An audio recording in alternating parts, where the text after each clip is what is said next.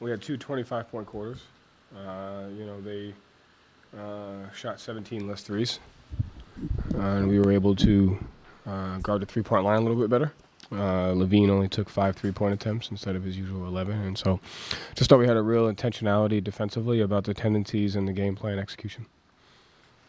It seemed like you guys had a emphasis on scoring the paint. You guys took 45 threes, but you guys scored 60 points being the season high in the paint. What was the effect? What did you guys do? I think that came. I'd like to see what we scored in transition, and I think it was just KP's ability to get some deep paint catches, some of our offensive rebounds from our bigs, but also I thought we did a great job just attacking closeouts, making the right play at the rim. Obviously, one of Jayson's best games of the season. Some of it is just hot shooting, but overall, what do you think about his approach, and what do you think is kind of replicable there? Yeah, I think anytime you see a guy play like that, you're just kind of fascinated by it. But I thought he did it within the flow of the game. I don't think he went outside of what we normally do, and that's a testament to him. But just his shot making, his decision making, and then his ability to rebound, it was just great. So I thought he kind of controlled the entire game with his poise and decision making, and took what the defense gave him. Again, I say this about him all the time because he's been doing great things for such a long time. I still think he gets taken for granted. I still think his greatness gets taken for granted because he's done it for a long time, and it comes relatively easy to him. And we're in Boston, which is the expectation, but it was big time. It was a big time performance by him. You told me on the floor that there are moments when you do challenge him to really assert himself and take over. How do you? I said that? Yeah. Well, Jayson told me. Jayson said that. Okay, I got you. Yeah. Yeah. How do you pick and choose those moments, or is there something that you're seeing, or is it like you can feel it in him?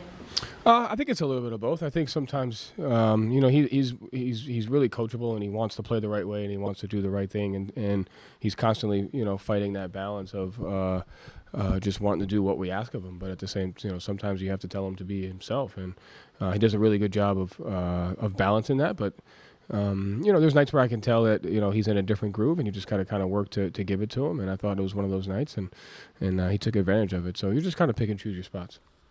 I know you're not in the numbers. He was 1 assist short of a triple double before you put him back in. Was he like lobbying? Did you just put him in because that was his time? Like, was there any discussion in terms of him 1 assist? No, he would not lobby for that. No, he would not. No. There's been a few times where I've actually not been paying attention, and I didn't put him back in, and then afterwards I had to apologize to him because I feel like sometimes because of what our guys do for each other, you should reward that, and I've actually missed a couple opportunities. I felt bad about it, so he wouldn't lobby for that at all. Along those lines, and in the balance, Jayson plays such winning basketball. Do you feel like his greatness gets overlooked when it comes to the MVP conversation? Yeah, no question. 100% it does.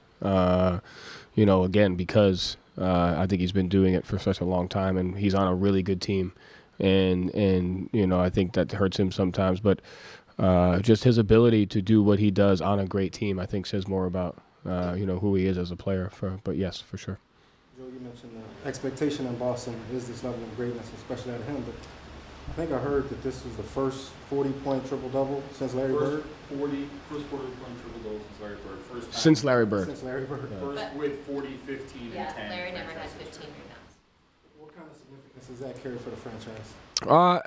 Listen, I don't know if it carries a significant for the franchise. It says more about how these guys are able to carry on the Celtic tradition and take on the greatness and take on the expectation of what you're supposed to do night in and night out. You saw that last year. You've seen that from Jalen, and now you've seen that from really both of them. And so I don't think you can't simulate what it's like playing in Boston because of all the greats that have come before you, and that's what makes this team and this organization the best. And when you see guys go after that greatness all the time, it deserves that type of recognition, and they always do that, and it's hard, but they do it a lot. And so I'm grateful to coach Jayson. I'm grateful to coach the guys that go after greatness.